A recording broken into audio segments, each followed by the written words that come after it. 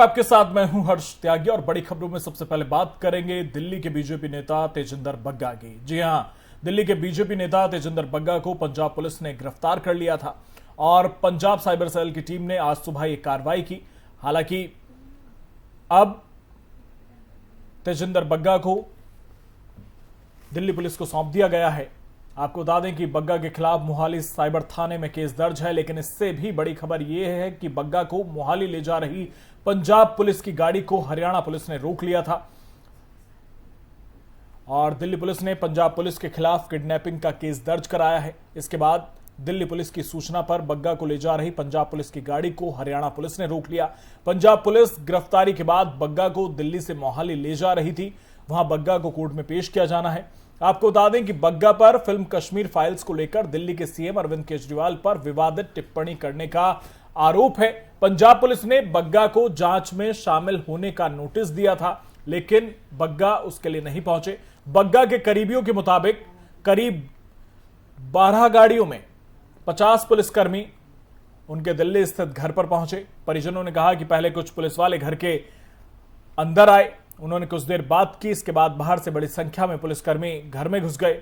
बग्गा के पिता ने पंजाब पुलिस पर मारपीट का आरोप लगाया है। साथ ही अरविंद केजरीवाल पर दिल्ली पुलिस के गलत इस्तेमाल का आरोप भी लगाया है। आपको बता दें कि बग्गा का मोबाइल भी पुलिस ने कब्जे में ले लिया था और तेजिंदर बग्गा के पिता प्रीतपाल सिंह ने कहा है कि पंजाब पुलिस के लोग तेजिंदर को खींचकर ले गए, उन्हें पगड़ी भी नहीं पहनने दी। जब मैंने वीडियो बनाने की कोशिश की तो मुझे रोककर एक कमरे में ले गए, वहां मेरे मुंह पर मुक्का मारा। पंजाब पुलिस मेरा फोन भी छीन कर ले गई। अरविंद केजरीवाल मेरे बेटे को जबरदस्ती फंसाना चाहते हैं। इसके बाद प्रीतपाल बग्गा ने जनकपुरी थाने पहुंचकर पंजाब पुलिस के खिलाफ मारपीट की शिकायत दर्ज कराई और इसके बाद से इस मामले पर सियासत तेज हो गई है। कुमार विश्वास ने ट्वीट किया है। ट्वीट कर कुमार विश्वास ने क्या कहा वो आपको बताते हैं। उन्होंने लिखा कि प्रिय छोटे भाई भगवंत मान, खुद्दार पंजाब ने 300 साल में दिल्ली के किसी असुरक्षित तानाशाह को अपनी ताकत से कभी नहीं खेलने दिया। पंजाब ने तुम्हारी पगड़ी को ताज सौंपा है, किसी बौने दुर्योधन को नहीं। पंजाब के लोगों के टैक्स के पैसों और उनकी पुलिस का अपमान मत करो। साथ ही उन्होंने नीचे लिखा कि पगड़ी संभाल चट्टा।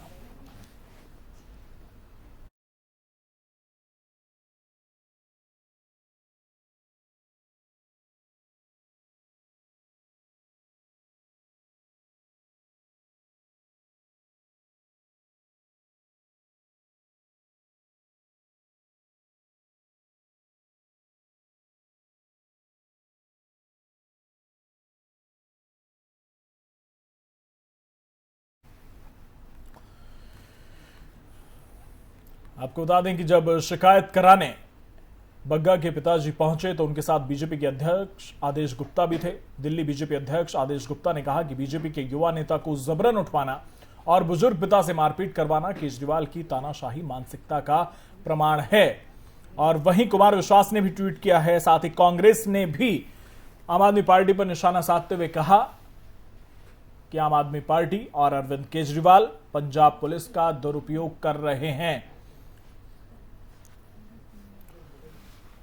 आपको बता दें कि इस मामले में लगातार राजनीति तेज होती जा रही है। हालांकि बग्गा को हरियाणा पुलिस ने दिल्ली पुलिस को सौंप दिया है। आपको बता दें कि जब गिरफ्तारी के बाद ले जाया जा रहा था तो दिल्ली पुलिस ने हरियाणा पुलिस को सूचित किया और हरियाणा पुलिस ने पंजाब पुलिस को रोक लिया। और हमारे साथ पूर्व डीजीपी शशिकांत जी हमारे साथ जुड़ गए हैं। बहुत बहुत स्वागत है शशिकांत जी आपका एफएम न्यूज में। नमस्कार आपको जो सारे श्रोता हैं। जो तेजिंदर बग्गा पूरा प्रकरण चल रहा है उस मामले में मैं तकनीकी जानकारी आपसे समझने की कोशिश करूंगा, क्योंकि जिस तरह से पंजाब पुलिस ने गिरफ्तार किया, दिल्ली पुलिस ने हरियाणा पुलिस को सूचित किया, हरियाणा पुलिस ने रोक दिया और वापस दिल्ली पुलिस को सौंप दिया तेजिंदर बग्गा को, इसमें कानूनी दांवपेच समझने की मैं कोशिश करूंगा कि किसने अपने अधिकार के बाहर जाकर काम किया है और किसने अधिकार में रहते हुए काम किया है।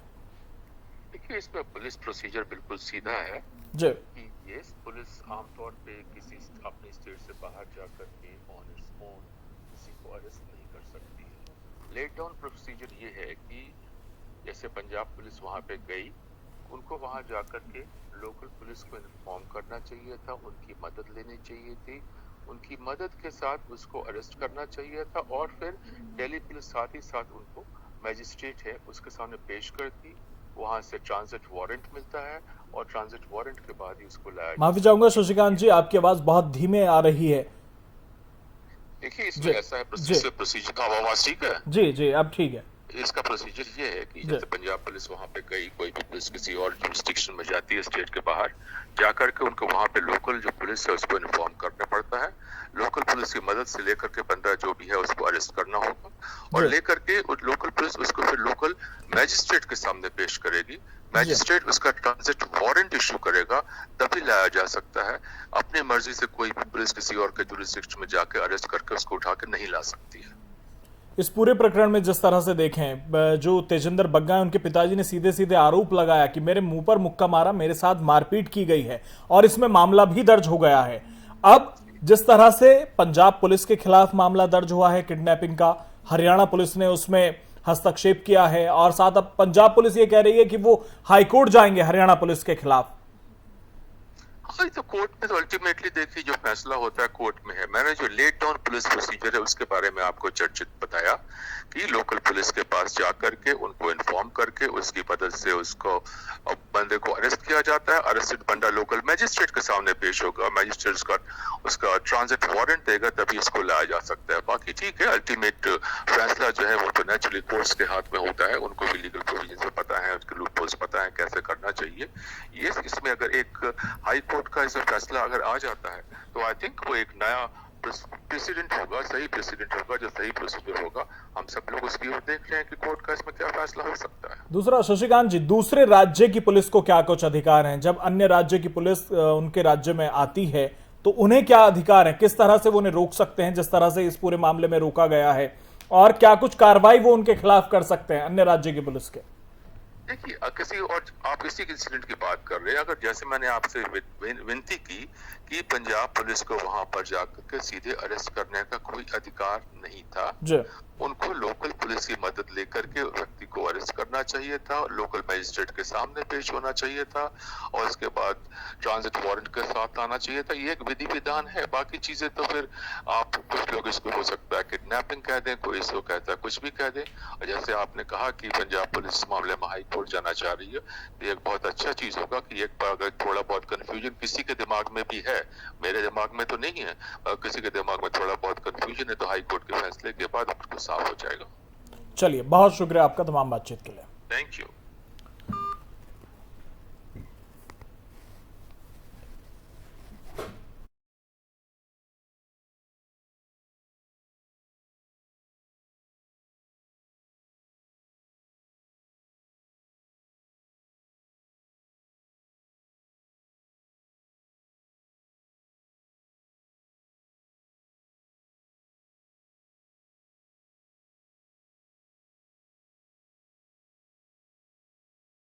इसी पर ज्यादा बातचीत के लिए हमारे साथ बीजेपी से रमाकांत मिश्रा जी हमारे साथ जुड़ गए हैं। बहुत बहुत स्वागत आपका एफएम न्यूज में। जी जी, बहुत बहुत धन्यवाद। रमाकांत मिश्रा जी, जो कुछ हुआ तेजिंदर बग्गा मामले में, अब आगे बीजेपी की क्या कुछ रणनीति है? क्योंकि बीजेपी तो कह रही है कि हमारे कार्यकर्ता को जबरन उठाया गया। और निश्चित तौर पर ये जिस तरह से अभी बदले की राजनीति चल रही है, आप देखेंगे दिल्ली हो या महाराष्ट्र, और महाराष्ट्र में भी आपने देखा ही होगा जो कि किस तरह से एक हनुमान चालीसा पाठ करने का जिसके ऊपर कोई एक्शन नहीं, कुछ एक्टिविटी नहीं हुई, उसके ऊपर में राजद्रोह लग जाता है। उसी तरह से आज दिल्ली में अगर देखेंगे, दिल्ली में और पंजाब जिस तरह से आम आदमी पार्टी के की वहां पर सरकार बनी, तो वहां पर एक जिस तरह मतलब तरीके से उनको शासन करना चाहिए था, वो यहाँ पर देख रहा हूँ जो कि केवल बदले की कार्रवाई चल रही है।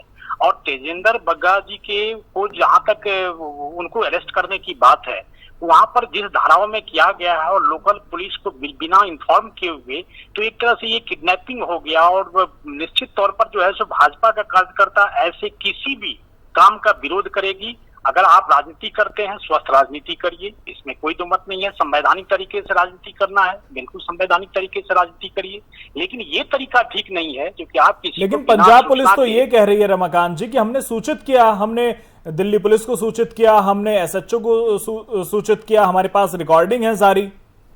नहीं नहीं, रिकॉर्डिंग है। आप एक चीज बताइए, नहीं क्या सीक्वेंस है? पहले आपने देखा जो कि पंजाब पुलिस आती है कुमार विश्वास को अरेस्ट करने के लिए, फिर आपने देखा जो कि अभी भग्गा जी को लेकर के जिस तरह से अभी विषय आया है, तो क्या ये तरीका आपको या हमको ऐसा नहीं लग रहा है जो कि ये थोड़ा सा गलत तरीका हो रहा है? और जिस तरह की राजनीति वो कर रहे हैं अभी केजरीवाल जी, अगर आप देखिए राजनीति में या फ्रीडम ऑफ स्पीच अगर आपके लिए है तो हमारे लिए भी है, या आपके लिए भी है, सबके लिए फ्रीडम ऑफ स्पीच है।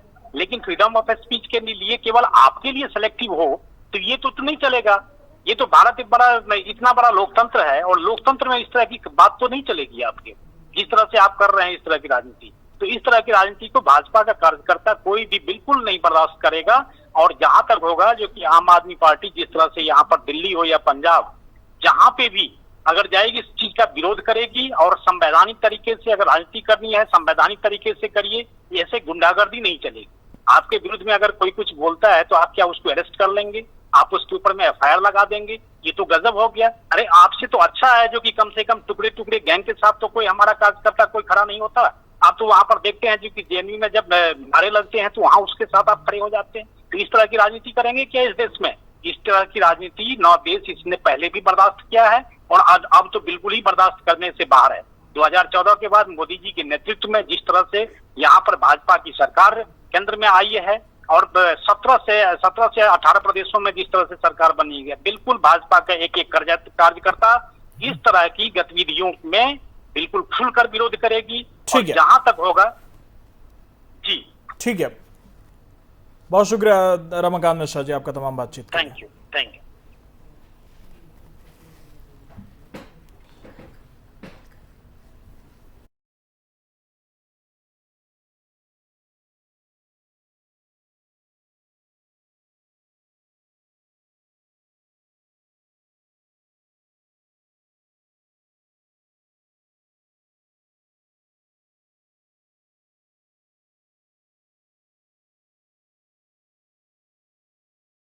आम आदमी से नील गर्ग हमारे साथ जुड़ गए हैं। बहुत स्वागत आपका एफएम न्यूज में नील गर्ग साहब।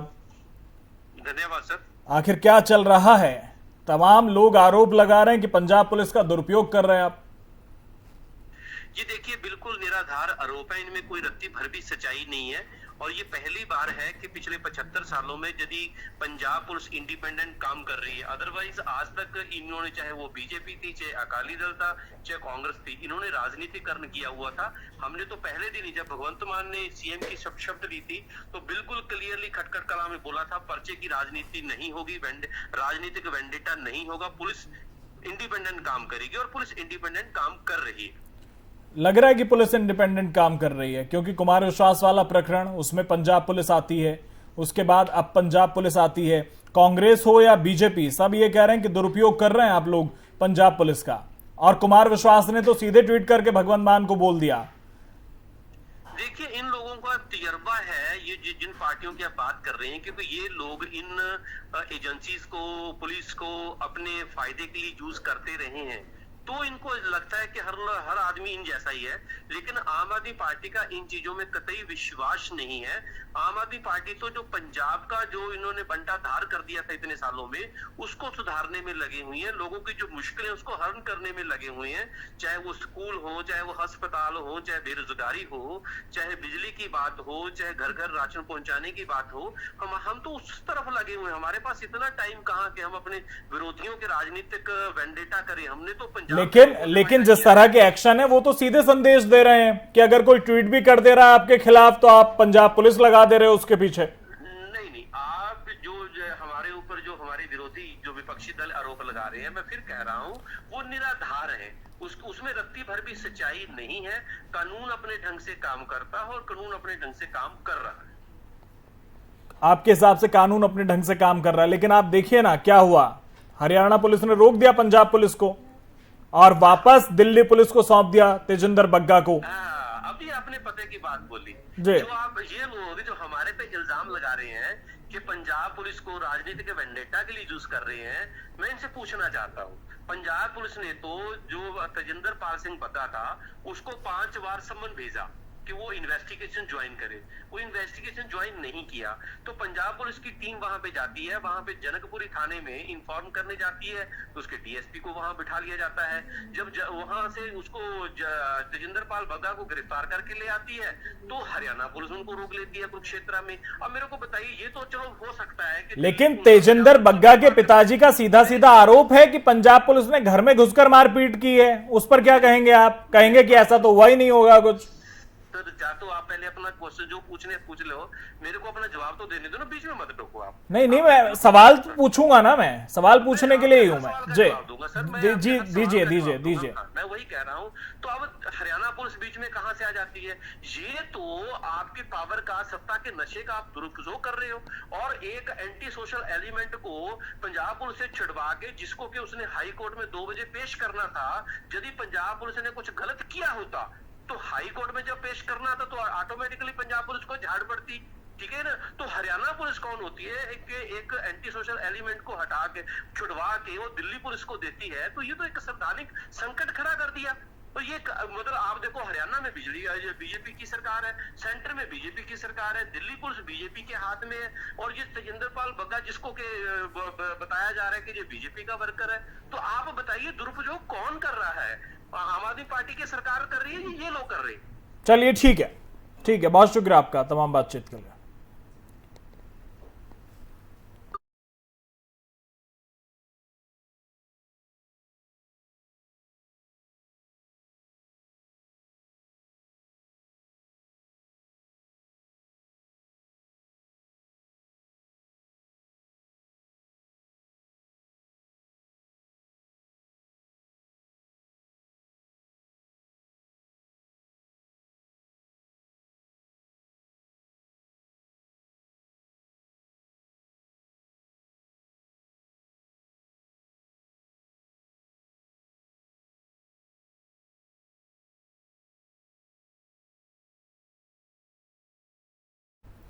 तो इस पूरे प्रकरण में जिस तरह से चीजें सामने हो रही हैं, अब 3 राज्यों के सामने संवैधानिक मसला खड़ा है और उस पर लगातार बातचीत चल रही है।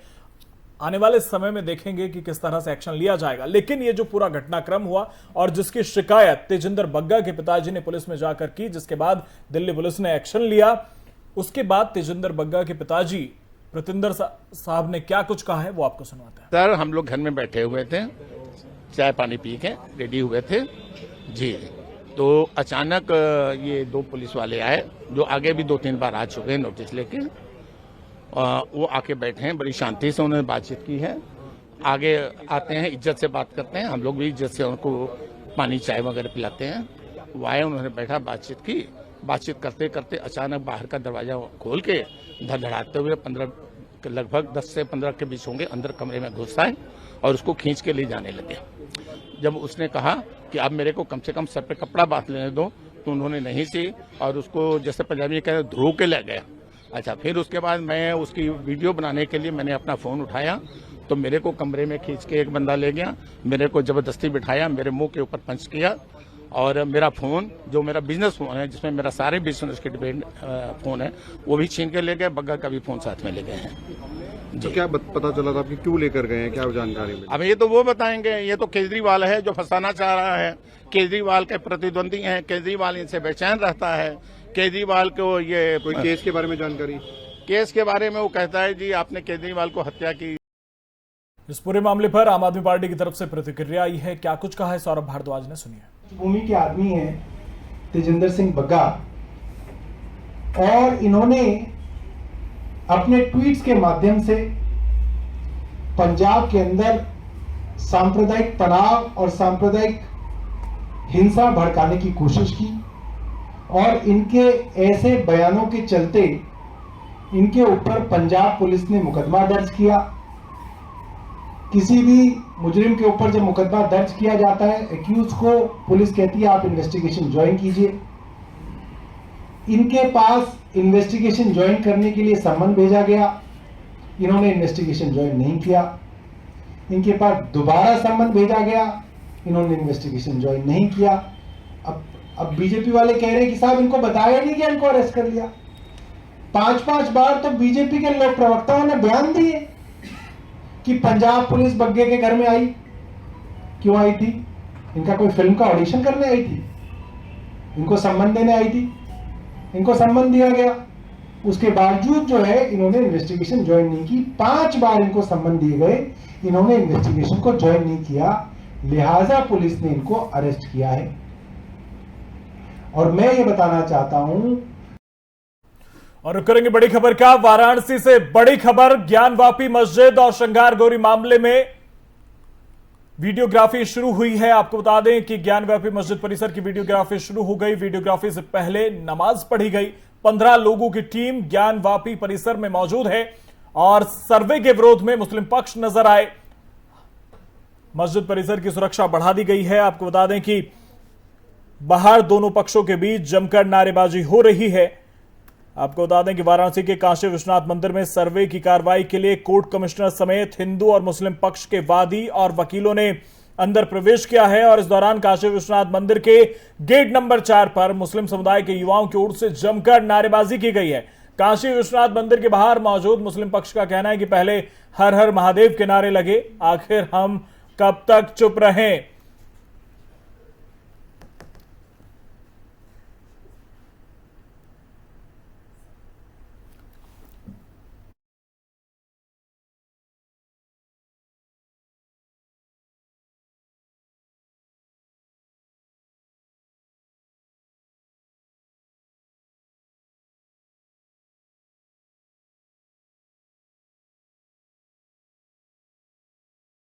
इसी पर ज्यादा जानकारी के साथ वाराणसी से एफएम संवाददाता रामसुंदर मिश्रा हमारे साथ जुड़ गए हैं। रामसुंदर, क्या कुछ अपडेट इस पूरे मामले में आपके पास? देखिए, शुरुआती में थोड़े बहुत नोकझोंक हुए हैं दोनों पक्षों में। एक पक्ष जो ये कह रहा था कि ज्ञानवापी मस्जिद का किसी तरह से भी हम सर्वे नहीं करने देंगे। उस भारी पुलिस बल के बाद जिला प्रशासन ने पूरी टीम, कोर्ट कमिश्नर की पूरी टीम, 28 लोगों की जो टीम थी, वो पूरी टीम को मस्जिद प्रवेश में पहुंचाया और उसके बाद वहां पे सर्वे का काम अब शुरू हो चुका है और कुछ देर बाद ही अब ये पूरे लोग बाहर आएंगे, क्योंकि 3 बजे से 5 बजे तक का सूर्यास्त तक का समय निर्धारित किया गया। उसके पहले ये लोग वापस आएंगे सर्वे का काम कंप्लीट करके। चलिए, बहुत धन्यवाद आपका तमाम जानकारी के लिए।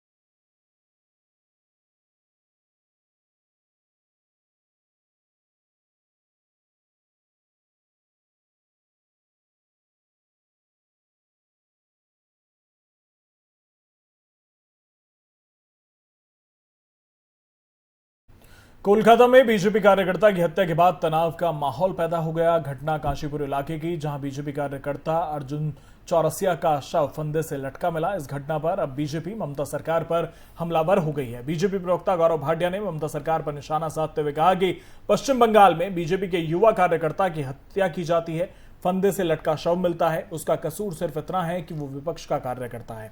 ममता जी वहां की गृहमंत्री हैं और वो लोगों के लिए आदर भाव नहीं रखती।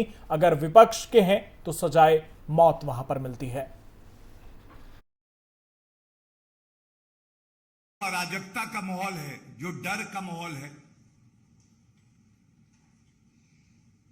मुख्यमंत्री ममता बनर्जी गृह मंत्री भी है और ऐसा लगता है कि वो वहां की जनता के लिए मन में कोई आदर भाव नहीं रखती। और अगर आप विपक्षी पार्टी के कार्यकर्ता और लीडर हैं तो आपको सजाए मौत दी जाती है। 2 मई कानून व्यवस्था पश्चिम बंगाल में गई। एक सिलसिला चालू होता है। जितने भाजपा के कार्यकर्ता हैं, लीडर हैं, इनको घेरो। प्रशांत किशोर के बिहार को पिछड़ा बताने वाले बयान पर बिहार के सीएम नीतीश कुमार ने शुक्रवार को जवाब दिया। सीएम ने मीडिया से बात करते हुए कहा कि ये तो आप ही लोगों को पता है कि किया है कि नहीं किया है। नीतीश कुमार ने कहा कि कौन क्या बोलता है उसका कोई महत्व नहीं है, महत्व है कि सत्य क्या है और आप सब जानते हैं कि क्या हुआ है और कितना काम किया गया है। कुछ नहीं किया तो आप ही लोगों को पता है कि किया है कि नहीं किया है। कौन क्या बोलता है उसका कोई महत्व नहीं है, महत्व है सत्य का। तो आप सब जानते हैं कि क्या हुआ है और कितना काम किया गया है। तो इन सब चीजों का तो हम आपसे आग्रह करेंगे कि खुद ही करिए। लोग किसी की बात का महत्व नहीं देते हैं कि कोई क्या बोला है उसका हम जवाब दें, लेकिन ये तो आप खुद जानते ही हैं। तो आप ही लोग बता दीजिए, जवाब दे दीजिए। तो ये आग्रह करें। गृह मंत्री ने कहा है कि सर कोरोना के बाद सीए लागू करेंगे। अमित शाह ने कहा है कि कोरोना काल के बाद सीए लागू किया जाएगा। अब देखिए, अब तक जो भी केंद्र का निर्णय होगा और सबसे बड़ी बात है कि क्या चीज है असल चीज है। अभी कोरोना का बहुत बढ़ रहा है, तो हम तो ज्यादा चिंता हम लोग है कोरोना से लोगों की रक्षा करने की, लेकिन जो पॉलिसी की बात होगी तो उसको अलग से देखेंगे। हमने बाकी चीजों को भी देखा नहीं। तो फिलहाल मेरे साथ इतना ही। बने रहिए FM न्यूज के साथ। नमस्कार।